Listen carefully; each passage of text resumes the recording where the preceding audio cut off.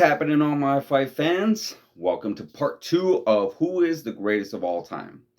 And last episode, we looked into John Jones. And at the end, I did say that I don't choose him as my greatest of all time choice. So we got number two. And number two, we have Khabib Nurmagomedov. The guy is definitely, truly an all time great. 100%. You know, we look at his undefeated record. I believe it's 29-0. You know, that right away we can say answers the question, has he ever lost? Which he hasn't. And of course, again, not that it's a big deal. Not that it's a big deal, but again, I would have liked to see what kind of fighter Khabib would have been if he did lose. You know, if that undefeated record, was he defined by that undefeated record?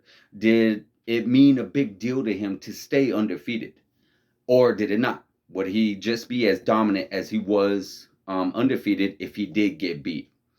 Because again, like I mentioned before, so many fighters, I don't know, somehow, some way, they when they lose that or when they lose their belt, it just seems like they no longer want it anymore, or they no longer feel that need to be as good as they are, or they lose the drive. I don't know what the case is, but we've all seen it. Was he ever a dominant champion? Absolutely. Again, me, that doesn't mean he was a dominant champ, but he wasn't champ for very long, was he? You know, there were some definitely bad circumstances regarding him being a champ, in that with the whole situation with him and Tony Ferguson.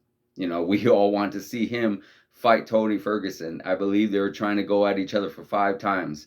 And that would have been a pretty epic fight. Not sure, obviously, now we look at Tony Ferguson's career, and, you know, we can easily say that, yeah, maybe Khabib would have dominated him. But in the beginning, you know, Tony Ferguson was a beast himself. I believe he was on a 9-fight winning streak and just tearing people up.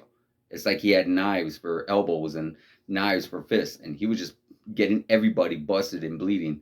You know, everybody who walked in there did not walk out the same when he went against Tony Ferguson. But again, under the circumstances, he did fight for the vacant belt against Ally Aquina. Good fight, but let's face facts. Ally Aquina is a tough fighter, a good fighter. Wouldn't consider an all-time great. And then he has some, you know, pretty good title defenses. You know, he went against Conor McGregor. Then he did it against Dustin Poirier, and then he did it again against Justin Gaethje. Now, just like you, I'm sure everybody here would love to have seen Khabib come back, or Khabib not retire. We respect why he did. The loss of his father greatly impacted him, and the respect that he has for his mother, who had wished him not to continue fighting without his father. You know, so he did it with his mother's blessing and such. So, yeah, of course, 100% respect that fact, without doubt. But, yeah, we would have loved to see Khabib and what more he can actually do. You know, what else he can actually do in the octagon against other fighters. Maybe what he would have been able to do against the Charles Oliveira, the Michael Chandler. Maybe we would have got that Tony Ferguson fight. But you know, we may never know. So yeah, there was a few things, and we would have liked to see what could a fighter he could have been at a different weight class. Was he able to go up in a different weight class? That's another question that's yet to be answered. So of course, here we are. We're not sure how he would have been able to come back from being defeated, because he was undefeated. And again, no knocking that. It's extremely tough to be undefeated, especially for 29-0 in mixed martial arts.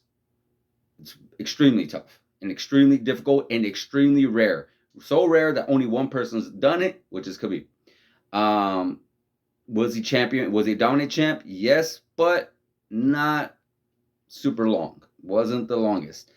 And did he ever try to go up and test himself at a different weight class? No, because again, he did retire a little sooner than we would have hoped. So there was all these unanswered questions, and there's a lot of answered questions. Did he ever take steroids? 100% no. Was he ever dominant in the cage? Yes, good God, the guy barely lost rounds. I believe he's have maybe one, possibly two or three fights where he's actually lost on the judges' scorecards, and that was probably more in the early of his career. So that's another rarity. He's definitely was dominant. He definitely was a force to be reckoned with in the cage.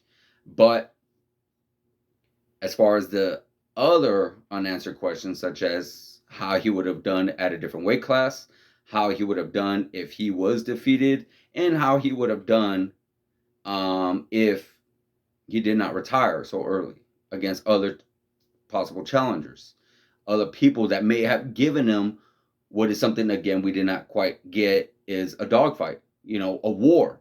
Um, when Khabib was able to take you down, it was just no question. Like, hey, that's it. Fight's over pretty much at that point. But what if you would have met someone that didn't mind going to the ground? What if you would have met someone like Charles Oliveira?